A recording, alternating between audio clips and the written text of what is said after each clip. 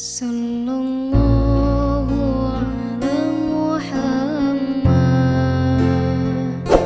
Sallallahu alaihi wasallam. Assalamualaikum warahmatullahi wabarakatuh.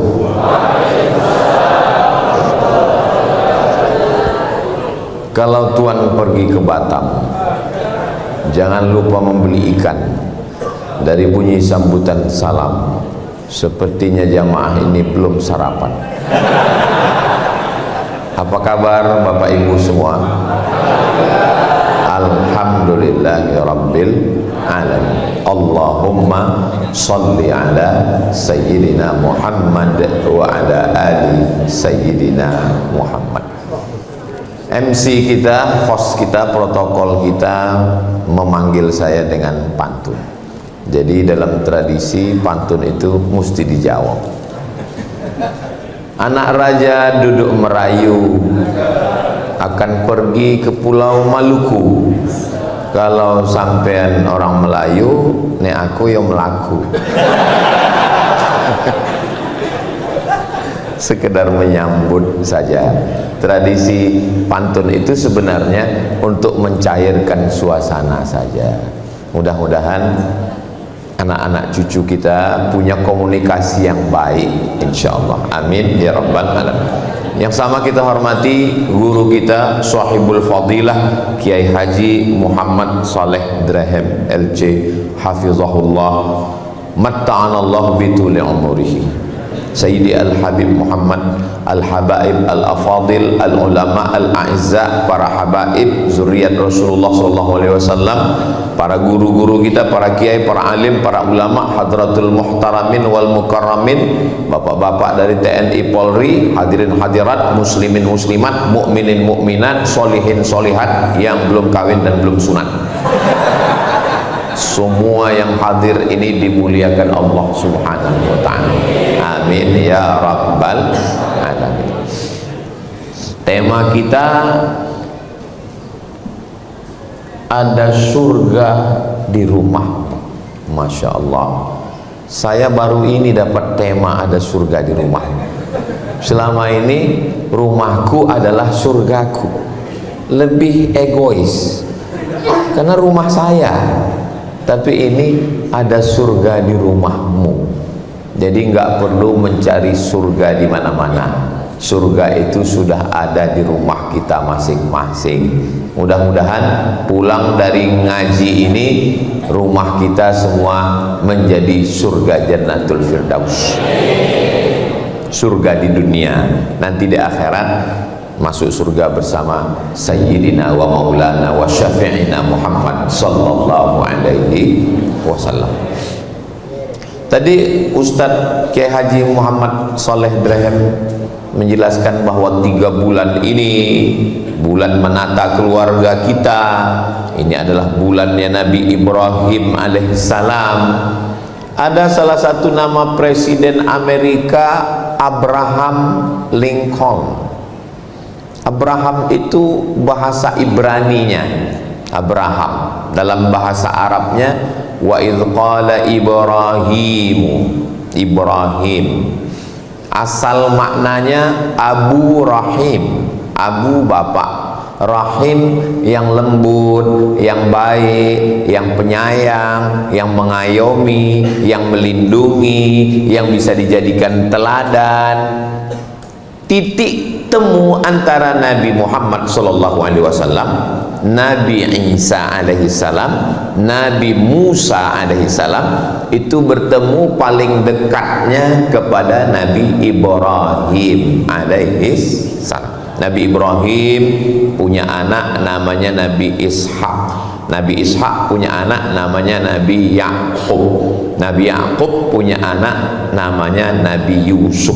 Nabi Yusuf punya saudara-saudara 11. Salah satunya adalah Yahuza. Keturunan Yahuza ini disebut dengan Yahudi. Nabi Ibrahim punya anak Nabi Ishak, Ishak punya anak Yakub, Yakub ini punya nama lain Israel. Isra artinya hamba, El artinya Tuhan. Israel Abdullah, aslinya baik, cuman Israel yang sekarang ini nyasar. Tapi jangan gara-gara Israel artinya hamba Allah, yang punya anak bulan ini lahir dikasih nama Israel.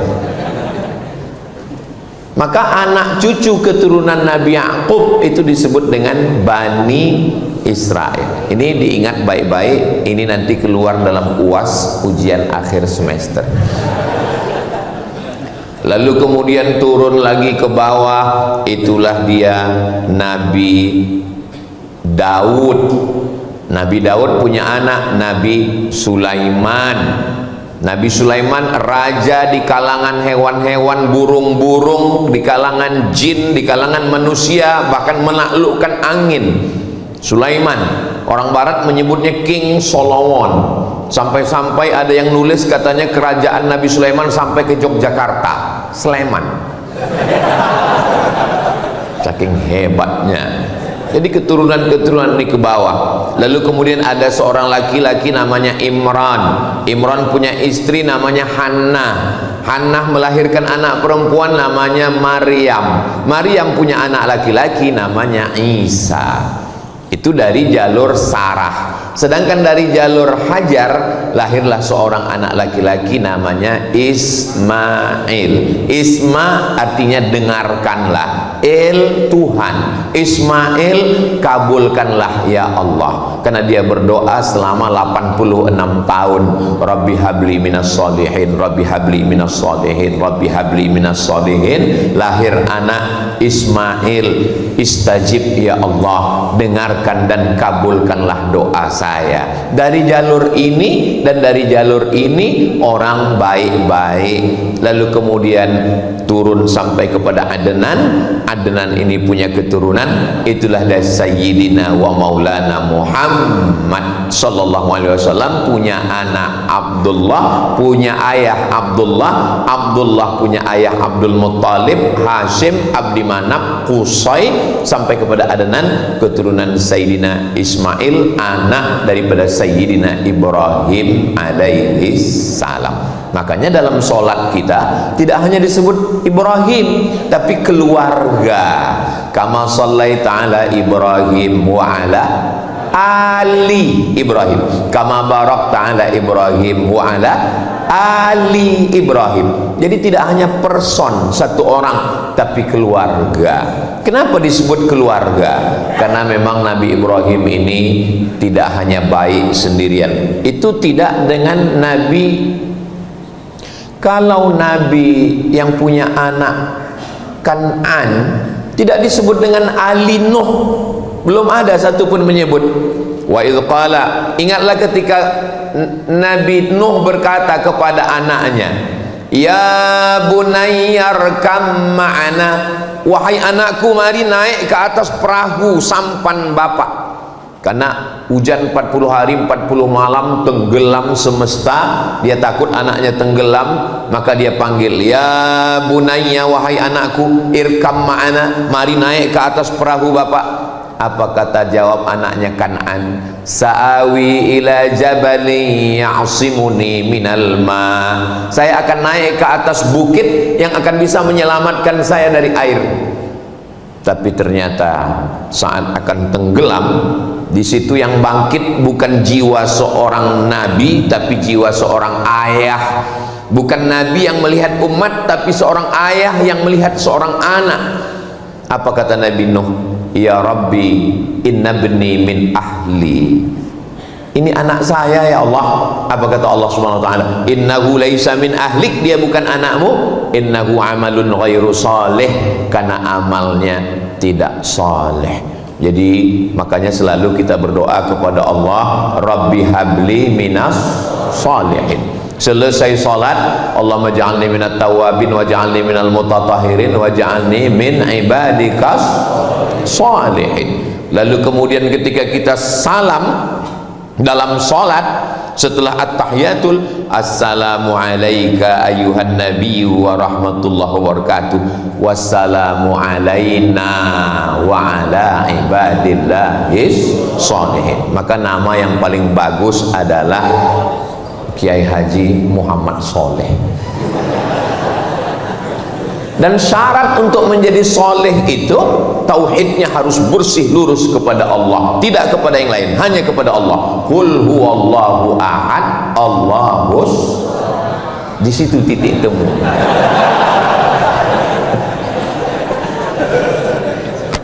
Nah, jadi nakodanya ini kapalnya bagus, bahteranya mantap, tapi kalau nakodanya nggak jelas, ini kapal nggak bisa berlayar. Dulu kapal itu di laut, sekarang kapal sudah maju mundur di samping odong-odong, nggak jelas lagi mau kemana. Kapal kita ini tujuannya adalah mencari ridha Allah. Maka yang pertama kali disapa adalah kepala rumah tangga. Ya ayyuhalladzina amanu, suami laki-laki, qu anfusakum, jaga dirimu dulu, wahai laki-laki. Mudah-mudahan laki-laki calon imam, calon kepala rumah tangga menemukan bidadari surganya insyaallah. Yang bilang amin yang belum nikah aja. Yang sudah nikah bilang amin, itu untuk anaknya, untuk cucunya. Ini saya menetralkan suasana. Idza ja'akum man tardawna dinahu, kalau datang kepada kamu laki-laki, syaratnya laki-laki itu nggak banyak, cuman dua aja. Pertama, din, agama, wa khuluqahu, akhlak. Kenapa dua? Karena ada orang yang taat beragama, sholat rajin, puasa sunat, Senin Kemis, umroh, berangkat ke Makkah sebulan sampai 2 kali, ternyata punya travel umroh, tapi ngomongnya kasar, nggak ada tata krama, sopan santun. Saya ini bagi orang di Pulau Jawa termasuk yang ngomongnya kasar, karena kami di Pulau Sumatera banyak gunung, ngomong tuh mesti keras karena angin kencang. Saya sudah mulai setel, saya akan berangkat ke Pulau Jawa, ke Malang, ke Surabaya. Jadi saya memang udah setel ngomong itu lembut. Marilah kita bina keluarga yang baik supaya kita menjadi sakinah mawaddah. Tapi nggak bisa, memang udah gitu setelannya. Tapi sebetulnya saya ini suaranya aja yang keras, hatinya selembut sutra. Yang ngomong ya saya sendiri. Nah, jadi syaratnya kepala rumah tangga laki-laki itu dua. Yang pertama adalah din, agamanya. Yang kedua akhlaknya. Ini nggak boleh bertentangan. Ada sebaliknya, dengan tetangganya sopan, dengan kawannya baik, ngomongnya lembut, tapi nggak sholat. Itu juga tidak baik.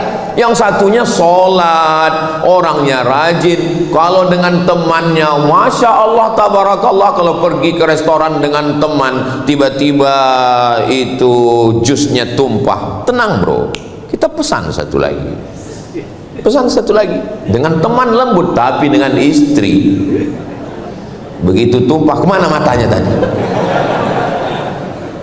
Mudah-mudahan anak-anak perempuan kita dapat suami yang cukup dua syarat ini.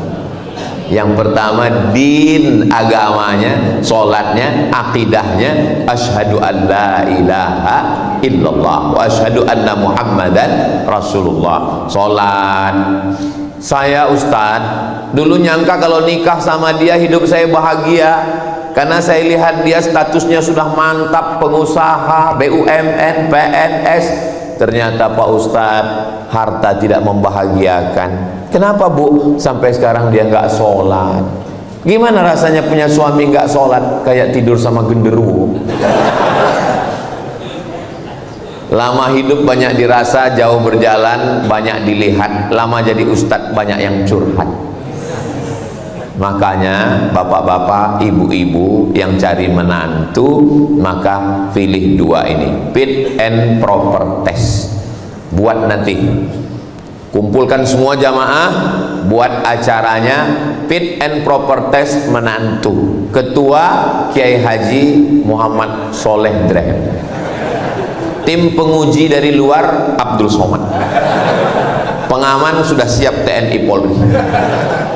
Kita tes syahadatnya, sholatnya. Kamu mau minang jamaah kita? Iya Pak. Sholat? Alhamdulillah. Berapa kali? Idul Fitri, Idul Adha.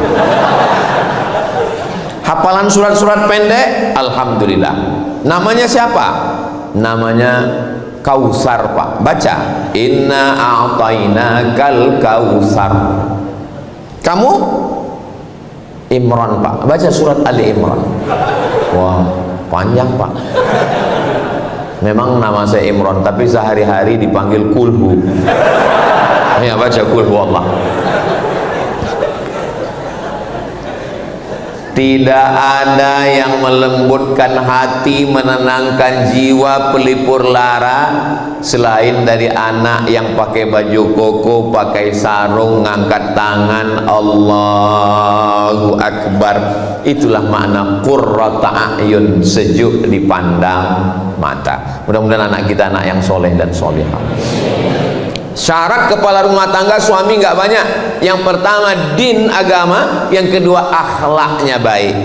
Kalau perempuan syaratnya agak banyak, 4. Tungkahul mar'atu li arbah, perempuan itu dinikahi karena 4. Pertama, liha, sugih, kaya. Kamu nikah dengan dia? Iya. Perasaan dulu kamu kan playboy cap tupai, lompat sana lompat sini. Kok nikah dengan dia? Ya, ini yang paling kaya Pak Ustadz. Kabarnya dia ini kakeknya dulu orang-orang kaya yang hartanya nggak habis 7 turunan. Terus ternyata setelah nikah ketahuan dia keturunan yang ke-8.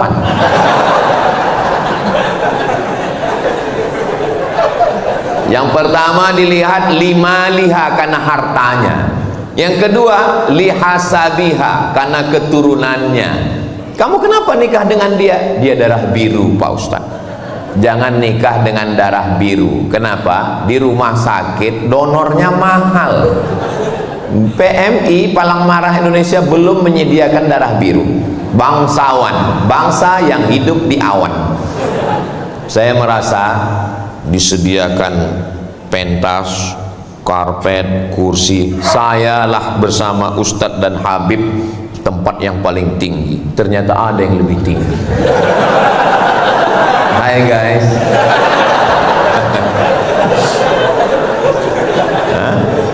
Kenapa dinikahi perempuan? Karena hartanya. Yang kedua karena bangsawannya. Ketiga li jamal. Jamal, kalau bahasa kita beautiful. Jangan nikah dengan black sweet, hilang sweetnya tinggal blacknya. Li jamaliha. Kenapa kamu menikah dengan dia? Tinggi semampai, putih bening, mata biru, rambutnya susah untuk diungkapkan dengan kata-kata. Wow, amazing. Tapi kalau kamu pilih karena 3, harta akan binasa, nasab akan hilang. Berapa banyak orang dikeluarkan dari bangsawan karena melanggar pantangan. Rupa akan berubah. Yang tidak berubah itu apa? Hubungan aku ke kamu. Hubungan kita tetap sama dalam la ilaha illallah Muhammadur Rasulullah wa la tamutunna illa wa antum muslimun. Maka kata Nabi, tungkahul mar'atu li arba. Biasanya perempuan itu dinikahi karena 4, tapi vonis akhirnya fazfar bidzatid din. Lihatlah bagaimana dia menjalankan agama. Karena itulah yang tidak akan lapuk karena hujan, tidak akan lekang karena panas. Cobalah tanya orang-orang tua kita yang sudah menikah 5, 10, 20 tahun, ulang tahun pernikahan emas 50 tahun. Itu yang kekal abadi adalah rupa berubah, harta berubah. Yang tidak berubah itu adalah din. Di dalam din ada ketaatan kepada Allah, kesetiaan. Ustaz Somad, iya, saya mahasiswa Ustadz dulu di kampus. Ingat Ustaz? Iya ingat, alhamdulillah. Alhamdulillah saya sudah tamat Ustaz, udah wisuda, alhamdulillah. Sudah kerja Ustaz, alhamdulillah. Belum nikah Ustaz, innalillah. Kenapa belum nikah? Dulu kan Ustaz ngomong, katanya kalau nyari istri itu lihatlah pada hartanya, nasabnya, cantiknya, agamanya. Ustaz, tolong carikan saya yang ada empat-empatnya. Kalau ada empat-empatnya ngapain saya kasih ke kamu?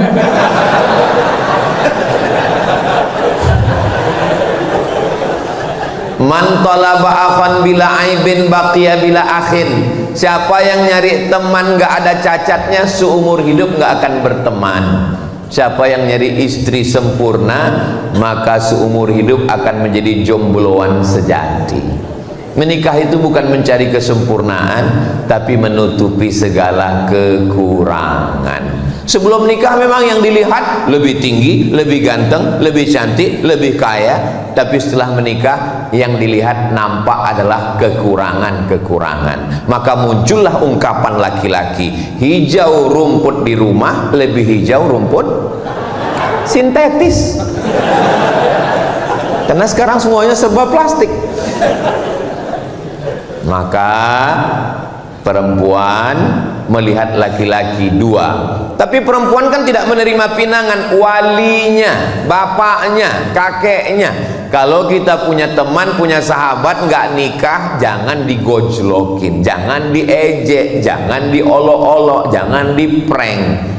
Saya kalau ada teman yang belum nikah, pas lagi ngobrol-ngobrol, bro, nikahnya kapan? Dunia udah mau kiamat.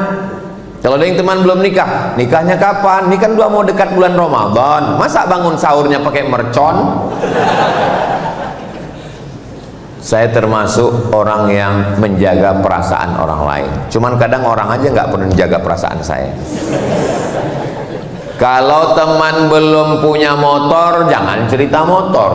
Kalau teman belum punya rumah, jangan cerita rumah. Kalau teman belum punya istri, jangan cerita nikah. Kalau dia belum punya anak, jangan cerita anak. Maka kalau kita mau nolong dia, jangan di depan orang ramai, itu mempermalukan dia. Empat mata, teman, kawan, sahabat, kakak kelas. Saya biasanya kalau ada yang nggak nikah, saya ajak empat mata. Pertanyaan saya pertama adalah, ada nggak orang cantik yang kamu lihat? Kalau dia bilang ada, berarti masih sehat. Tapi kalau dia bilang nggak ada, bahaya. Waspadalah. Mohon maaf ya bro, kamu pernah nggak ngelihat orang cantik? Pernah, kata dia. Di mana? Di kampus. Orangnya masih ada. Ada. Kira-kira kamu mau nikah dengan dia? Mau banget. Terus kenapa? Aku nggak berani ngadap dia. Oke, besok pagi kita akan datang ke rumah orang tuanya. Dulu saya mau, kira-kira ya 10 tahun yang lalu. Kalau sekarang saya udah nggak mau lagi membawakan. Saya khawatirnya kalau saya yang bawa, saya yang diterima.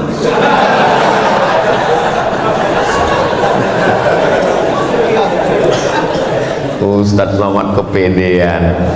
Jadi kita tolong teman kita, sahabat yang mau nikah, jangan kepedean mentang-mentang udah kerja, udah sarjana, udah ini langsung datang. Assalamualaikum Pak Haji, saya tidak mau hubungan kita hanya sekedar satu jamaah di masjid, mau ingin yang lebih dekat daripada itu, angkat aku jadi menantumu.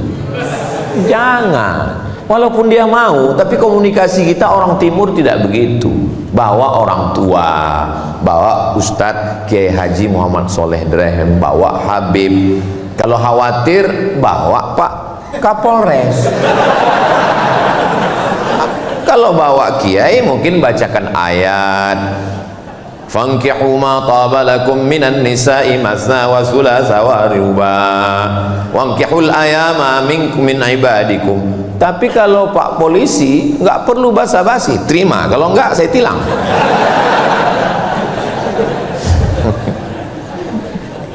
Jangan nodai hubungan yang suci, jangan rusak fitrah yang sudah diberikan Allah Subhanahu wa ta'ala. Jaga.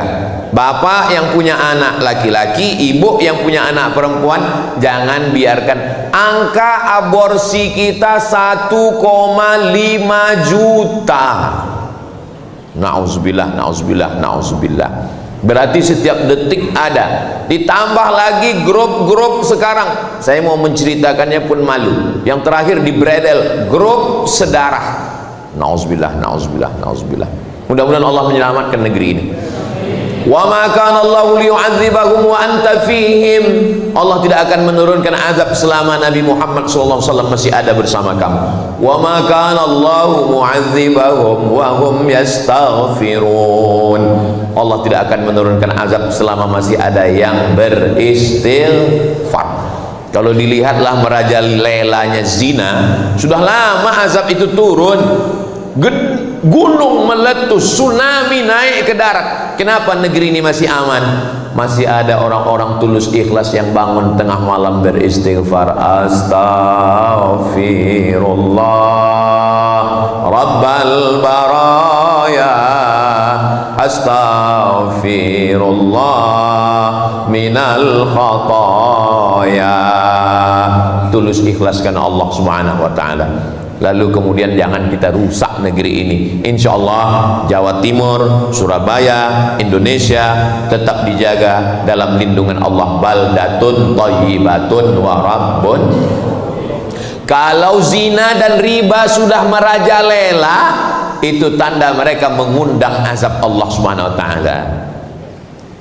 La ta'murunna bil ma'ruf, ajak orang buat baik. Wa la tanhaunna 'anil munkar, larang dari perbuatan mungkar. Kalau kamu tidak melakukan itu, la yushikanna ayyab'afallahu 'alaikum iqaban, dikhawatirkan akan diturunkan Allah azab. Ketika azab itu turun, summa tad'unahu, lalu kamu kumpul ramai-ramai istighosah kubra, ngangkat tangan, Allah angkat bala ini, fala yustajabu lakum, doa kamu tidak dikabulkan. Jadi tujuan kita ngaji, tujuan kita sholawatan, tujuan kita majelis zikir, itu semua untuk menyelamatkan kita, anak-anak kita dari fitnah akhir zaman yang luar biasa ini. Memangnya zina ini cuman zaman sekarang kok? Zaman dulu sudah ada, cuman komunikasi manusia waktu itu tidak semasif sekarang. Zaman dulu laki-laki mau ngomong sama perempuan itu nggak boleh, pantang, aib. Lihatlah bagaimana susahnya Zainuddin komunikasi dengan Hayati dalam tenggelamnya kapal Van der Wijk. Dulu ditulis itu kertas, lalu diletakkan di celah sayap burung merpati. Hai burung, sampaikan pesanku padanya. Rupanya burungnya salah alamat. Musim berubah, hari berganti, tidak lagi pakai burung, dimasukkan ke dalam botol kaca. Salamkan cintaku padanya. Yang diharapkan supaya ini botolnya ke Pulau Jawa, nyas ke Afrika. Akhirnya berubah. Lalu kemudian ketika Zainuddin mau pergi ke surau sore-sore ke Langgar, dia pun meletakkan secari kertas di celah ketiaknya. Lalu Hayati pun lalu dan mereka pun mengambil. Sekarang langsung DM, hai besti. Kalau ada laki-laki menyapamu, hai sayang, kamu cantik, dia bukan bapakmu, dia bukan kakekmu, dia bukan kakakmu, dia bukan pamanmu, yakinlah dia buaya darat. Ini anak-anak perempuan kita mesti kita jaga. Tolong adik-adik yang punya usaha sablon, yang punya usaha stiker, buatkan stiker say no to bonceng. Buatkan baju kaos di belakang, katakan tidak pada narkoba, say no to drug, katakan tidak pada playboy. Tapi baju-baju yang begini jangan dibawa sholat Jumat. Mungkin sholat pas ngeliat, untuk menyelamatkan anak-anak kita. Kadang anaknya sudah ngaji, malah orang tuanya. Dulu disebut kenakalan remaja, sekarang kenakalan orang tua. Orang tuanya nanya, kamu udah punya pacar? Belum. Hari gini nggak punya pacar, apa kata dunia? Lingkungan kita tidak mendidik, tontonan kita tidak jadi tuntunan, telinga tidak memberikan nasihat. Saya untuk ngomongnya dalam masjid pun malu, untuk mengucapkannya di depan Habib, di depan Kiai pun rasanya nggak sopan. Tapi ini kenyataan. Apa lagu yang didengar? Kucing garong, keong racun, Cinta Satu Malam, Selimut Tetangga, Sepia, pulang-pulang berbadan dua. Itu zina semua. Kenapa terpikir bagi mereka untuk membuat lagu-lagu setan, lagu-lagu maksiat, lagu-lagu kumpul kebo ini? Kenapa terpikir? Wa inna syayatina la yuhuna ila awliyaihim. Setan-setan mengirimkan signal kepada wali-wali mereka. Kenapa lagunya bagus ya? Kenapa syairnya indah ya? Padahal mengajak perbuatan zina. Ini adalah bisikan-bisikan setan yang merusak. Mudah-mudahan Allah menyelamatkan anak-anak kita insyaallah. Makanya kalau ada solawatan, ada zikir, ada itu semua. Tala'al badru alaina min saniyatil wada wajaba syukru alaina mada'a lillahi da ayyuhal mab'usu fina ji'ta bil amril muta' ji'ta syarraftal madinah marhaban ya khairada. Allahumma salli ala sayyidina Muhammad. Guru kita semua, fadhal Ustaz Luqmanul Hakim dari Pontianak. Beliau ini mengasuh 700.000 santri yang dapat beras setiap bulan dari gerakan infak beras yang dikutip ke rumah-rumah melalui program penggeraknya namanya Paskas, Pasukan Amal Soleh. Jadi yang belum ada jodoh segera merapat ke Ustadz Luqman, karena santrinya 700.000 orang. Bayangkan, Ustadz Somad katanya nggak boleh nikah sekampung. Ya nggak boleh, terlalu banyak, apalagi satu pondok. Saudara yang dimuliakan Allah Subhanahu wa taala, Ustadz Luqman sekolah agama, tamat dari Gontor, melanjutkan pendidikan ke IIU International Islamic University, menikah, punya anak. Saya tamat pondok, melanjutkan sekolah agama. Banyak orang takut anaknya sekolah agama. Banyak mertua takut menerima calon mantu kalau anaknya sekolah agama. Kamu mau minang anak saya? Iya. Titelnya apa? SH, welcome. Kamu titelnya apa? SE, melebu. Kamu titelnya apa? LC, stop. Lagi cemas. Ustadz Somad pulang dari Mesir bawa titel LC, pulang dari Maroko MA, LC MA, lagi cemas mencari anak gadis. Apa yang terjadi? Makanya kalau ada orang tua, calon mertua yang nggak mau nerima karena anaknya taat beragama, karena dia sekolah pesantren, karena dia dai, maka tolong bawa dia ke rumah sakit, periksa, scan, jangan-jangan lambung dengan otaknya berdekatan. Sengaja Allah ciptakan jauh jaraknya, otak letaknya di atas, lambung letaknya di bawah, supaya kita jangan hanya mikir lambung. Makhluk yang otaknya dekat dengan lambung, udang, maka disebut dengan, enggak ada saya ngomong begitu. Saudara yang dimuliakan Allah Subhanahu wa taala, iyakunu fuqara, kalau calon mantumu itu susah, yughnihimullah, Allah yang akan mengkayakan dia.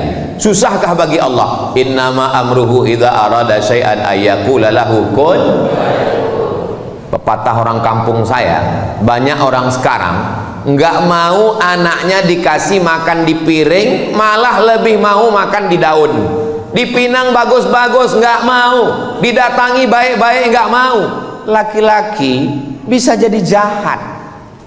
Orang jahat itu siapa? Orang yang baik tapi selalu teraniaya.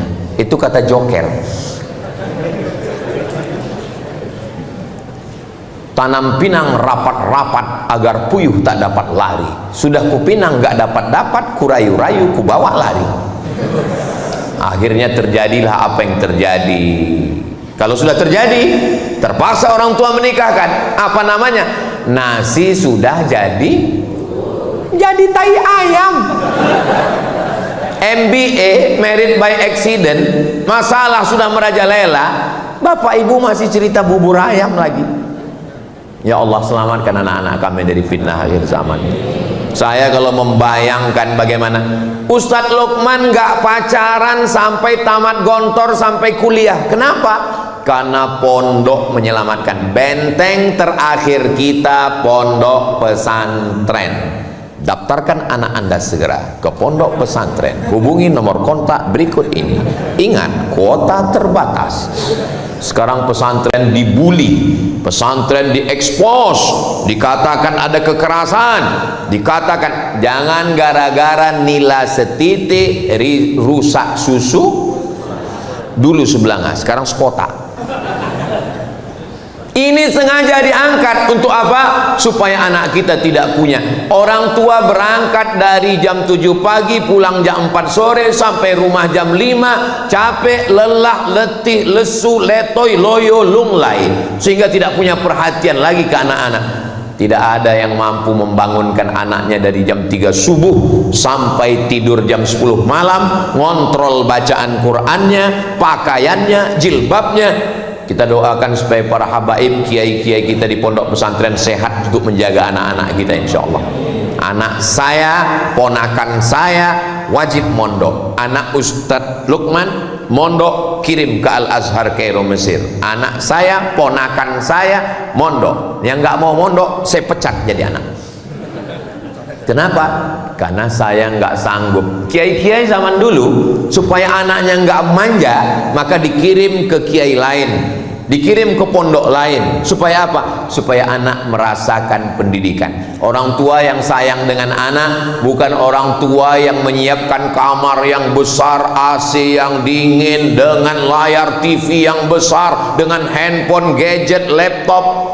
Ustaz Somad, tolong datang ke rumah saya besok, bisa? Acaranya apa Pak? Walimah? Enggak. Akikah? Enggak. Nikah? Enggak. Pindah rumah? Enggak. Terus acaranya apa? Ruqyah. Yang mau diruqyah siapa? Anak saya di kamar Pak Ustadz, enggak mandi, enggak makan, enggak sholat, enggak sekolah. Ngapain dia di kamar? Nembak musuh yang enggak mati-mati.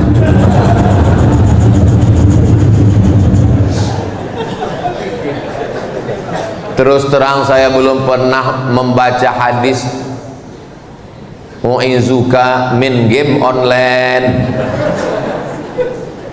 Siapa yang menyediakan kamar yang besar pakai AC lengkap? Saya Pak Ustadz. Siapa yang masang wifi 24 hours?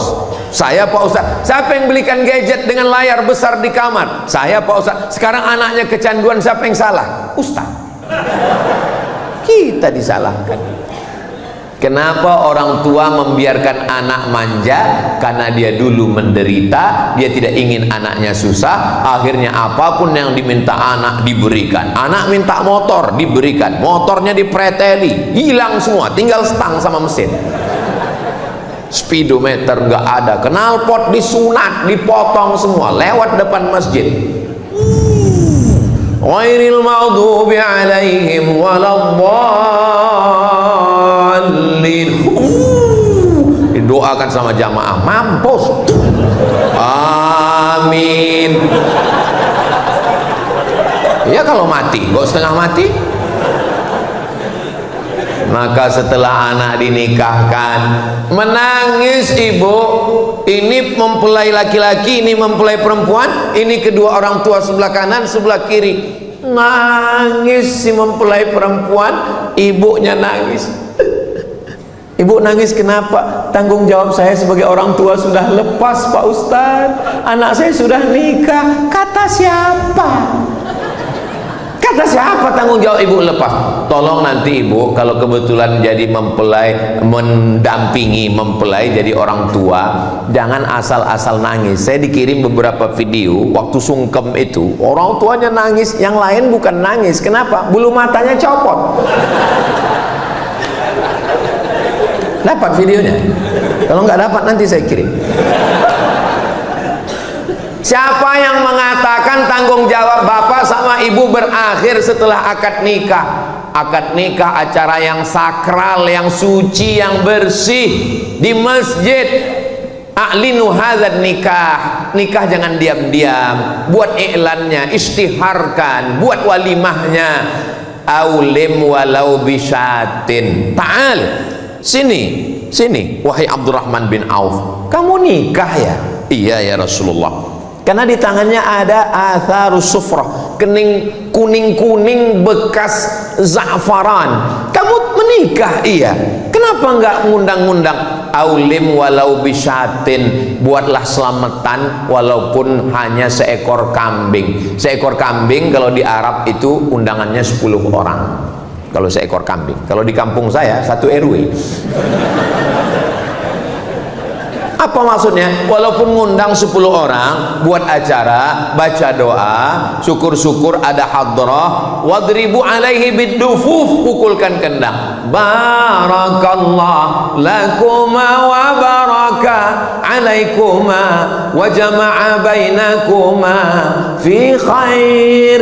Setelah itu menikah bulan Januari, lalu kemudian nanti bulan Desember atau Oktober, Ustaz Somad datang ya acara akikah. Yang nikah Januari kemarin, alhamdulillah. Tapi sekarang jarang-jarang begitu. Nikah Januari, Mei diundang akikah.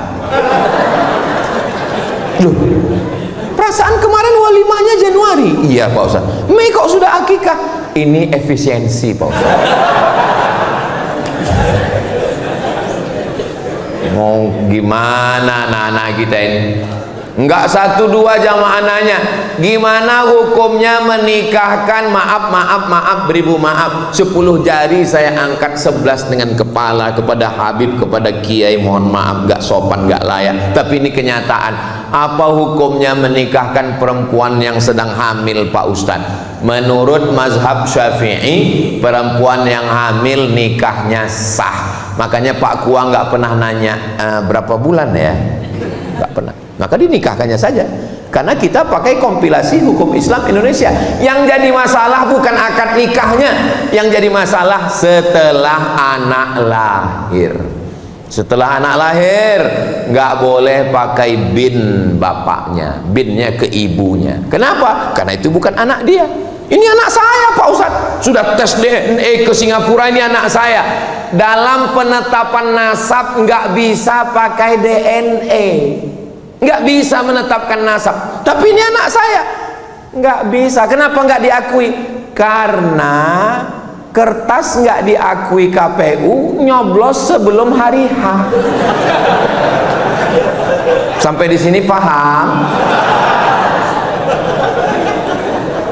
Kalau bapaknya, tolong fokus ke yang kedua. Kalau bapaknya meninggal, si anak nggak dapat warisan.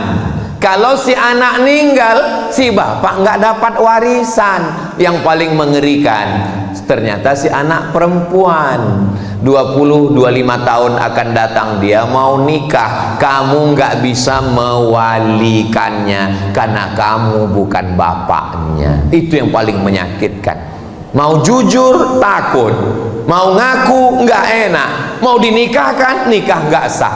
Jalan solusinya gimana? Ngomong ke Pak Kua, Pak Kua mohon maaf, nanti saya pura-pura mencret ya. Kata Pak Kua, bukan kau yang pertama, yang lain gitu juga. Akhirnya Pak Kua yang menikahkan. Zawwajtuki, aku nikahkan engkau, bima wakkalani fulan, karena si fulan. Nggak ada yang mewakilkan, karena fasultanu waliyun man la waliyalaha. Sultan, wali hakim Pak Kua adalah menjadi wali bagi perempuan yang nggak punya wali. Bayangkan itu, pikirkan. Makanya zina ini efeknya multi efek, sistemik, efek domino. Batu domino kalau disusun senggol satu, runtuh semuanya, hancur semuanya. Laki-laki calon suaminya bisa curiga, kenapa enggak bapakmu enggak mewalikanmu? Ujung-ujungnya dia lihat, kenapa hidung kalian beda? Nauzubillah. Yang lalu-lalu apa boleh buat, mudah-mudahan Allah mengampunkan. Yang akan datang kita perbaiki bersama, kita selamatkan anak-anak kita ini, insya Allah selamat dari perbuatan. Lalu kemudian setelah anak lahir, ketika anak lahir, bisikan pertama di telinga sebelah kanan. Waktu anak saya lahir, Mizian Hazik Abdillah, waktu itu saya belum viral.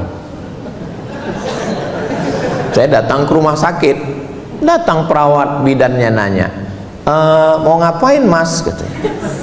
Saya nggak pakai peci. Saya kalau nggak pakai peci, pakai baju kemeja, disangka orang mahasiswa semester 7.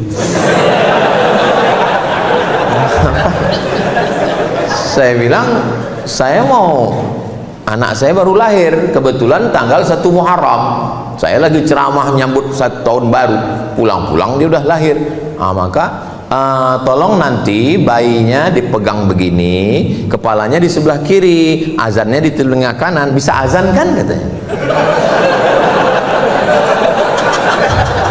Tapi alhamdulillah, artinya bidan-bidan kita walaupun dia nggak mondok, nggak sekolah agama, tapi sudah diajarkan ternyata mesti diazankan. Saya azankan. Azan untuk anak bayi nggak sama dengan azan masjid. Ini sekarang banyak yang ketukar-tukar ini. Azan yang mestinya untuk masjid dipakai untuk bayi. Kalau untuk masjid itu suaranya lantang, Allahu Akbar, Allahu Akbar. Kalau untuk bayi, Allahu Akbar, Allahu Akbar. Ini sekarang banyak yang untuk bayi dipakai ke masjid. Makanya orang nggak ke masjid. Pas ditanya, sampean orang lu ngonang masjid? Iku untuk bayi. Bisikan ke anak kita adalah asyhadu an la ilaha illallah, masuk ke telinga, ditangkap oleh otak sampai ke tangkai jantung, masuk ke mata, masuk ke telinga, masuk ke tangan, masuk ke kaki, masuk ke sumsum, masuk ke otak. Kalimatu haqqin 'alaiha nahya wa 'alaiha namutu wa biha nub'atsu. Makanya ketika dia naik pesawat, ketika pesawat itu mulai goncang, yang keluar dari mulutnya adalah Allahu Akbar. Ketika black box, kotak hitam, pesawat meledak, kotak hitam ditemukan, diputar lagi. Apa teriakan mereka ketika dalam pesawat? Satu kalimat serentak, Allahu Akbar. Mudah-mudahan kita pun ketika mati itulah kalimat terakhir, insyaallah. Jangan sampai waktu kita mau sakaratul maut, pas didekatkan telinga teman tanya, bukan la ilaha illallah yang keluar, udah ngopi belum? Saudaraku yang dimuliakan Allah Subhanahu wa taala, nampaknya simpel sederhana, tapi itu ajaran Islam. Setelah anak lahir, diambil kurma, lalu dikunyah airnya, dimasukkan ke mulut bayi, namanya tahnik. Ingat baik-baik, pakai hak, tahnik. Ini banyak nih yang belum ngaji, baru-baru hijrah. Ustaz Somad tolong anak saya di teknik. Tahnik, emang teknik sipil? Tahnik. Datang Asma membawa anaknya Abdullah ibnu Zubair ibnu Al-Awwam, anak pertama yang lahir setelah hijrah di Madinah.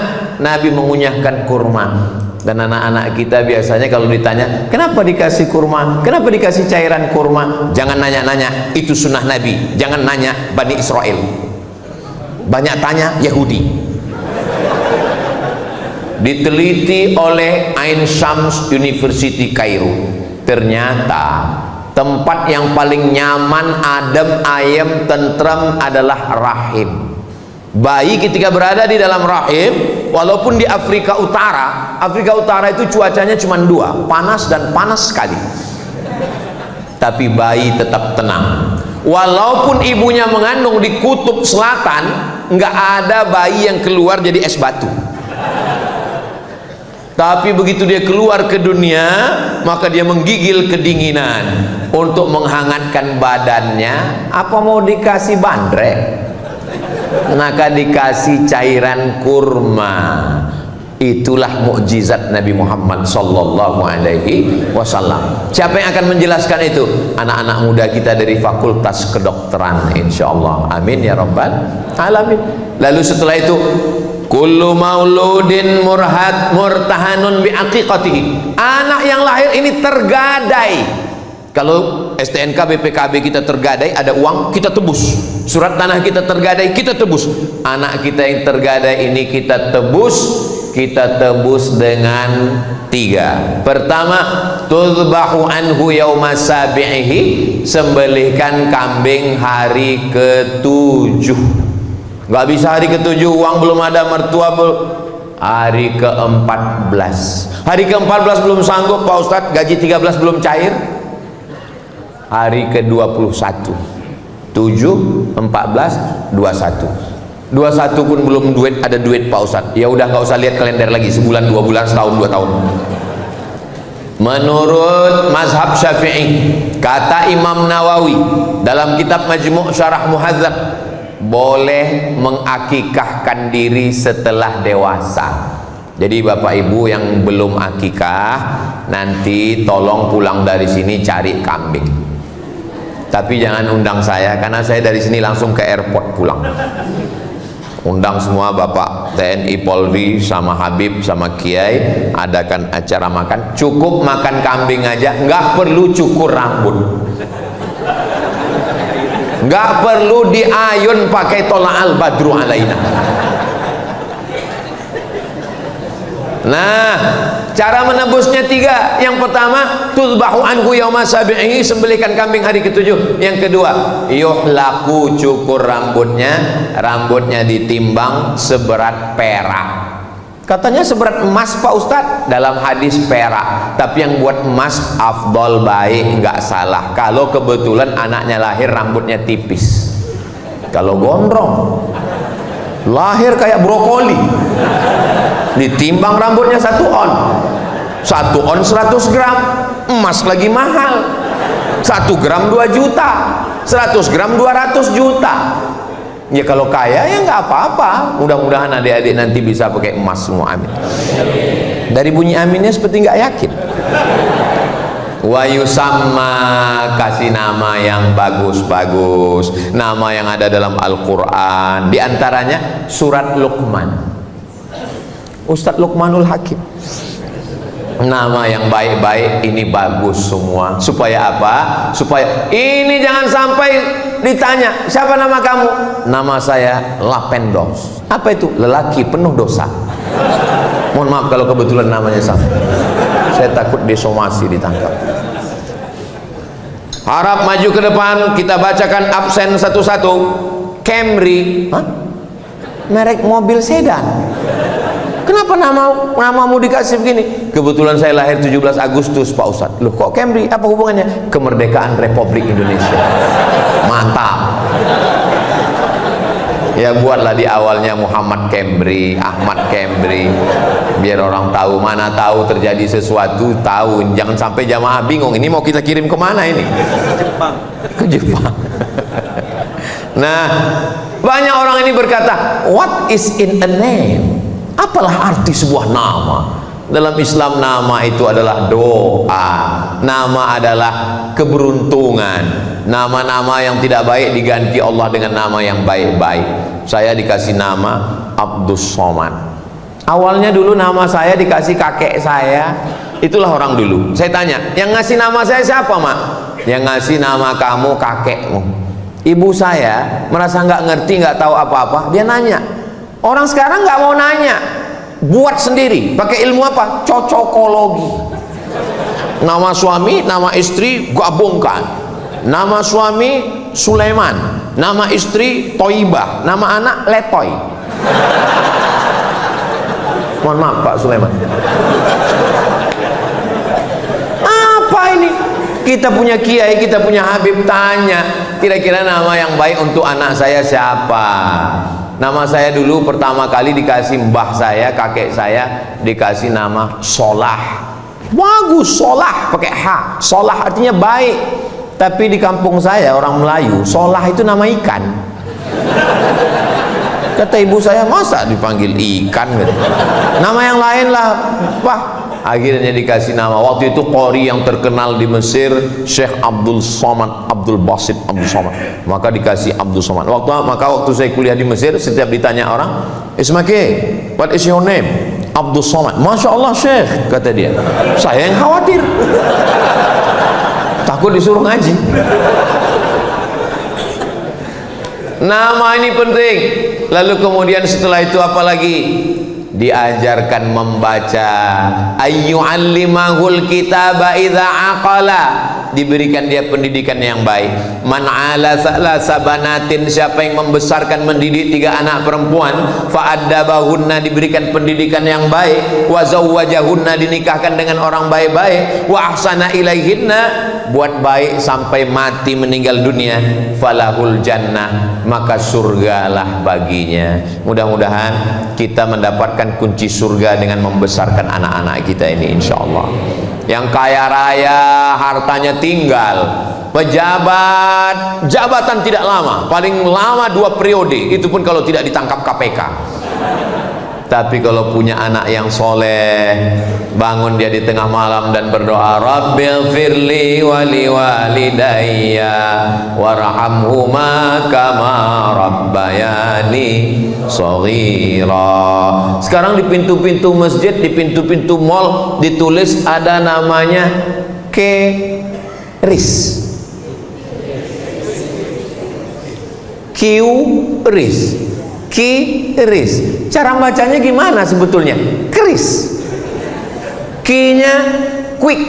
Quick artinya cepat. R-nya response. Kris, quick response code. Kode yang cepat merespon. Sekarang banyak ayah tidak merespon, dipanggil anaknya, papa, tadi adik punya nilai bagus di sekolah, bapaknya tetap juga scroll. Makanya ibu kalau punya suami nggak cepat merespon, tempel kris di kering.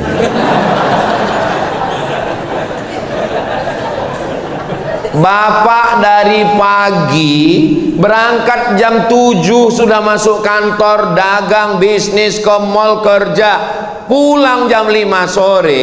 Habis itu azan maghrib, sholat maghrib di masjid, langgar surau musola sampai isya, pulang ke rumah sudah jam 8. Punya waktu dengan anak tinggal 3 jam, 9, 10, cuman 2 jam, 9, 10. Tolong handphonenya matikan. Quality time. Saya datang setiap provinsi, saya datang setahun cuman sekali, Jumat, Sabtu, Ahad, Senin. Ini tausiah saya yang terakhir, maksudnya untuk jadwal Jawa Timur. Habis ini saya langsung ke airport. Tapi setelah ini saya akan pulang ke rumah, saya akan menjadi seorang ayah, saya berlaku sebagai seorang suami, sholat subuh saya mengimami santri, habis itu bacakan kitab Jalalain, habis itu nanya santri satu-satu, saya akan bawa anak saya jalan-jalan, saya bawa mereka pergi, saya nyetir sendiri, saya pergi ke pasar belanja ikan sama istri saya. Gimana caranya Ustadz belanja ikan, apa orang nggak tahu? Saya pakai masker, saya pakai kacamata hitam. Ustadz Somad ya? Mirip, saya bilang. Tolong, ibu kerja di kantor, masuk pagi jam 7 berangkat dari rumah, jam 7.30 sudah apel, sampai makan siang dengan orang lain, masuk kantor lembur sampai sore, pulang ke rumah. Bersama suami orang 10 jam, dengan suami sendiri 2 jam. Apa kata orang Inggris? Witing trisno jalaran suko kulino.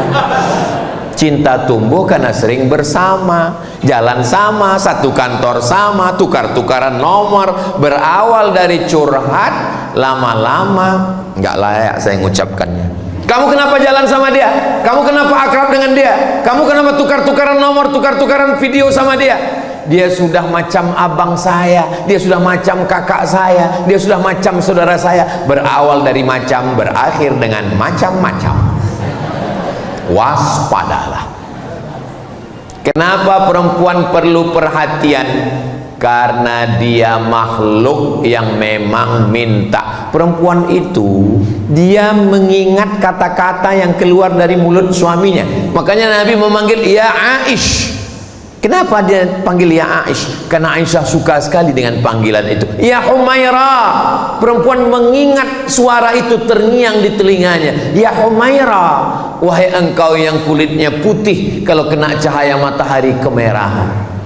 Ustaz, ya, saya boleh memanggil istri saya ya Humaira? Boleh. Pulang dari sini panggil ya Humaira. Tapi dia nggak putih, ya nggak apa-apa. Idkhalus surur, menyenangkan hatinya, membahagiakan dia. Kalau kamu nggak bisa bahagiakan dia dengan rumah yang besar, nggak bisa bahagiakan dia dengan perhiasan emas, bahagiakan dia dengan kata-kata. Buah hatiku, belayan jiwaku, siang dan malam terbayang-bayang, makan tak kenyang, tidur tak lelap. Saya kalau ngomong gitu ke istri saya, buah hatiku, langsung dilanjutkan, hafal dia. Jangan laki-laki ini kadang terlalu jujur, pulang ke rumah manggil ya Hajar Aswad.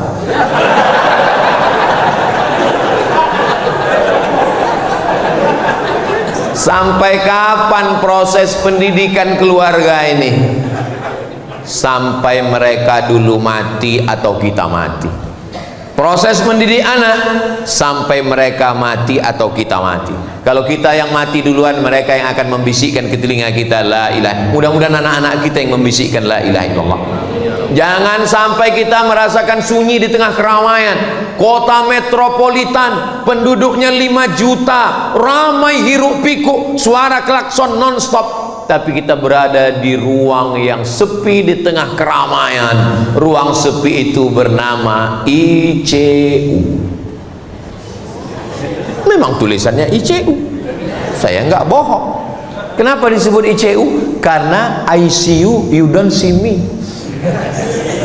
Aku ison dulu sampean, sampean orang ison dulu aku. Di ruang sepi sunyi itu, anak pertama luar kota, anak kedua keluar negeri, anak ketiga meeting, anak keempat surfing, anak kelima mancing. Siapa yang membisikkan ke telinga la ilaha illallah? Mana uang yang dicari pergi pagi pulang petang, peras keringat banting tulang? Mana yang lembur kerja nggak pulang-pulang sampai berbulan-bulan nggak pulang, kepala rumah tangga bernama Bang Toib? Akhirnya kita hanya mau husnul khotimah. Mudah-mudahan anak kita nanti semua yang membimbing kita, yang membacakan surat Yasin, yang mendoakan kita, yang membacakan tahlil afdhaluz zikri fa'lam annahu la ilaha illallah. Mereka mengantar jenazah kita, mereka yang memandikan. Makanya masjid-masjid tolong buat acara penyelenggaraan jenazah, tapi yang latihan itu yang anak-anak muda. Ini sekarang banyak di beberapa tempat yang latihan malah jamaah yang udah tua. Jangan, karena kalian yang mau dilaksanakan. Anak-anak muda ini, itu Pak Ustadz, penyelenggaraan jenazah itu berat Pak Ustadz, modalnya besar. Apa modalnya? Orang cuman keran air kok. Iya, tapi Pak Ustadz itu kan mesti ada bonekanya. Nggak usah pakai boneka, pilih salah satu yang malas sholat. Izin sama bapaknya, Pak, izin ya anak bapak nanti untuk praktek. Memang saya sudah lama nasihati dia nggak cocok. Siram. Cara menyiramkan air ke jenazah. Nah, jenazah orang oleh guyu, orang nyuncung guyu. Nah, hanya sampai pengkafanan, jangan dikuburkan. Khawatirnya kita bercanda, malaikat serius. Saya yang memasukkan jenazah almarhumah ibu saya ke liang lahat, saya yang membuka talinya, saya yang membuka wajahnya, saya yang memiringkannya ke arah kiblat, saya yang menempelkan hidungnya ke tepi. Dulu engkau mandikan aku, engkau letakkan aku di anduk yang lembut. Sekarang aku meletakkanmu di atas liang lahat tanah. Dulu kalau aku menangis, kau letakkan tanah liat, kau letakkan bantal yang lembut di atas kasur yang wangi. Hari ini apa yang kubalaskan? Ku letakkan di tengkukmu tanah liat yang keras, yang bau. tapi saya puas. Kenapa? Karena saya sempat datang. Jadwal waktu itu di Pulau Madura, tanggal 18 Maret 2019. Saya bilang, kalau pesawat ini cepat saya sampai, tunggu saya. Tapi kalau tidak, apa boleh buat? Alhamdulillah saya sempat sampai. Saya mengimami sholat jenazah, saya mengantarkan, saya dengan adik saya, dengan sahabat saya, kami turun bertiga, kami yang meletakkannya ke bawah. Setelah itu saya naik ke atas, saya membacakan talqin, saya mendoakan. Sampai hari ini sejak beliau wafat, tidak pernah putus pembagian sembako 300 paket, karena itu yang kami mampu. Dan sekarang membangun masjid, insyaallah tak lama lagi peresmian Masjid Hajjah Rohana.